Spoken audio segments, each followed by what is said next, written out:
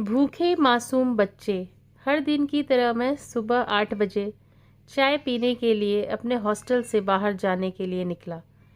मैं जैसे ही चाय की दुकान वाले के पास पहुंचा, देखा आज चाय वाला वहां पे नहीं था। शायद देर से पहुंचने के कारण वो चाय वाला वहां से जा चुका था।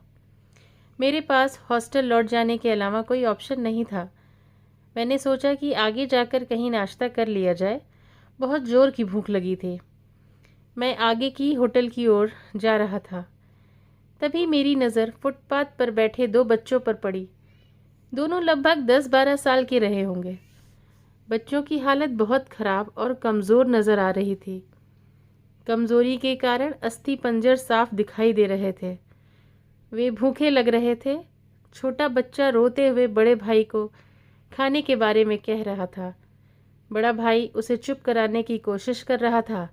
वो जानता था ना तो उसके पास पैसे थे, ना ही खाने के लिए भोजन, जिससे मैं अपने छोटे भाई की भूख मिटा सकूं। वो भी लाचार बैठा भूख से पागल हुए जा रहा था। मैं अचानक रुक गया। दौड़ती भागती जिंदगी में एकदम सा ठहर गया। इन मासूम से बच्चों की ऐसी हालत को देख मेरा मन भर आया। इनकी भूख को देख मेरी भूख खत्म सी हो गई। सोचा इन्हें कुछ पैसे दे दिए जाएं। मैंने उन्हें 10 रुपए देकर आगे बढ़ गया। जैसे ही मैं आगे की ओर बढ़ा, मेरे मन में एक विचार आया। कितना कंजूस हूँ मैं। 10 रुपए में क्या मिलेगा? चाय तक ढंग से न मिलेगी। स्वयं पर शर्म आई, फिर वापस लौटा। मैंने मासूम से दिखने वाले बच्चे से कहा, कुछ खाओगे? बच्चे थोड़े असमंजस में पड़े। मैंने कहा, बेटा मैं नाश्ता करने जा रहा हूँ, तुम भी कर लो।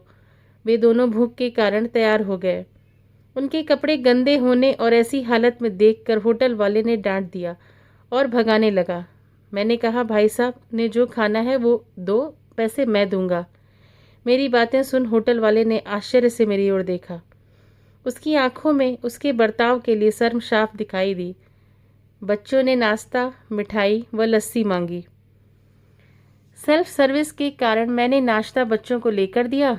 बच्चे जब खाने लगे, उनके चेहरे की खुशी देख मेरे चेहरे पर स्माइल आ गई।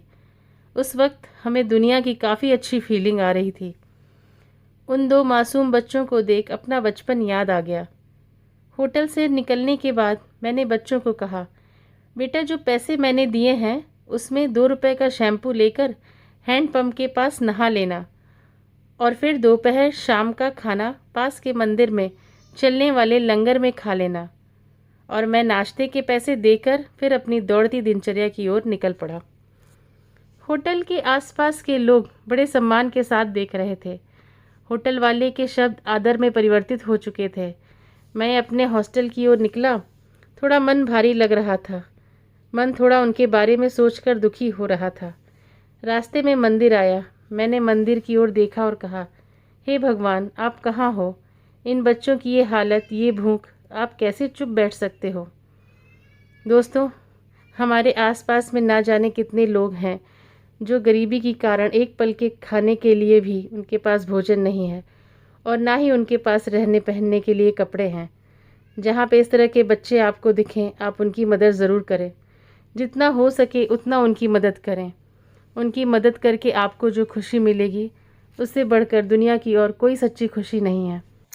और अगर आपको कहानी पसंद आई हो तो इसे लाइक करें और चैनल को सब्सक्राइब करें। Thank you.